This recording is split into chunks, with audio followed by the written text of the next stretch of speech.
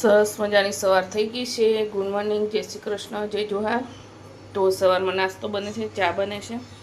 તો આજે બટેકા પૌવા બનાવવાના ધોઈ લીધા છે। તો બટેકા પૌવામાં શું શું નાખીશું? ડુંગળી, બટેકા, સિંગદાણા, મરચાં, મીઠો લીમડો, કડી પત્તા, વઘાર કરવા માટે રહી। તો બટેકા પૌવામાં આટલું વસ્તુ નાખું છું। મેં ક્યારે પ્રોપર બતાવ્યા જ નથી કઈ રીતે પૌવા બનાવું છું। તો આજે મને બતાવી દીધું છે। આટલી સામગ્રી નાખું છું અંદર। તો તેલ સરસ ગરમ થઈ જાય ત્યારે રઈનો વઘાર કરવાનો।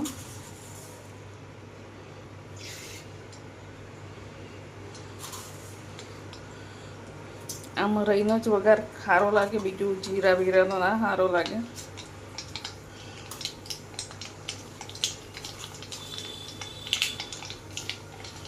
તો રઈ બહુ ભાવે છે એટલે વઘાર બહુ કરે રઈનો। અને હિંગ, પછી ડુંગળી નાખવાના। ડુંગળી જગ્યાએ તરત જ બટાકા નાખી દેવા। ડુંગળી બટાકા જોડે એટલે બટાકા બી સડી જાય। બટાકા ડુંગળી નાખી દીધા છે તો ડુંગળી બી શેકાઈ જાય અને બટાકા બી સડી જાય જોડે જોડે। હવે છે મીઠો લીમડો અને લીલા મરચાં અને સિંગ બી શેકાઈ જાય જોડે જોડે।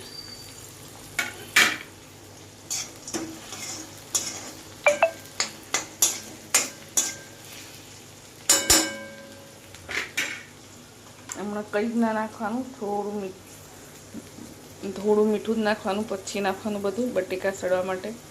તો હવે ઢાંકી દેવાનું। તો સડી જાય પછી એના પછી હળદર અને મીઠું બે જ વસ્તુ નાખવાની, પૌવા મિક્સ કરી દેવાના। તો હમણાં ઢાંકી દો, બટેકા સરસ સડી જશે થોડી વારમાં। તો મિક્સમાં બટેકા બી શેકાઈ ગયા અને ડુંગળી બી શેકાઈ ગઈ અને સિંગદાણા બી શેકાઈ ગયા। જો બટેકા બી સડી ગયા।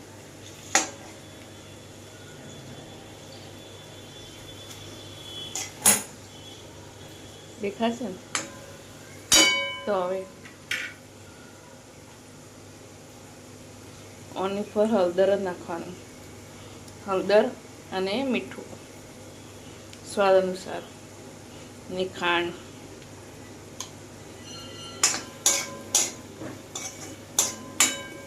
તો હવે પૌવા મિક્સ કરી દેવાનું। તો ખાંડ બી નાખી દેવાની, એ બી ઓગળી જાય હાથે હાથે।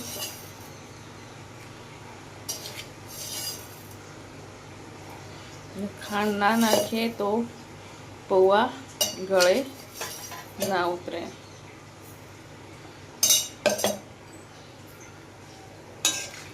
તો ગળામાં રોખાઈ જાય। તો હવે સરસ મિક્સ કરી દેવાનું।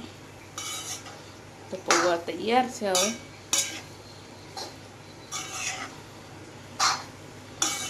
ખાંડ ઓગાળવા માટે થોડી વાર ઢાંકી દેવાય એટલે ખાંડ બી ઓગળી જાય।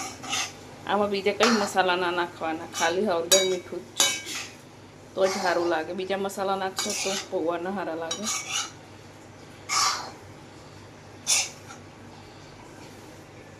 તો સરસ મિક્સ થઈ ગયા છે। થોડી વાર સુધી ઢાંકી દો એટલે ખાંડ છે ને એ બધી ઓગળી જાય। તમારા પૌવા રેડી થઈ ગયા છે। હવે તો એમની ગરમા ગરમ ચા નાસ્તો કરી લઈએ બધા। હેલો ગાઈઝ, કેમ છો? મજામાં? સંદેડામાં બ્લોગ્સમાં તમારું સ્વાગત છે। ગુડ મોર્નિંગ, જય શ્રી કૃષ્ણ, જય જોહાર। બધા મજામાં છો? હું પણ મજામાં છું। તો ડામો સાહેબ good morning. Hello guys, good morning. બતાવો તો મારું બધું કામ પતી ગયું છે, કચરા પોતું। તો કચરા પોતું કરતાં કરતાં મને ચક્કર આવી જાય, એટલું બધી ગરમી લાગી ગઈ હતી। Surabhi good morning. તો સુરભી અમારા અહીંયા જો આ રહ્યો બાવો ભાગ્યો। તો સુરભી છે ને હમણાં નહીં શાંતિથી જોવે છે મોબાઈલ। તો એક ઢગલો વાસણ હતા, બી ધોવાઈ ગયા।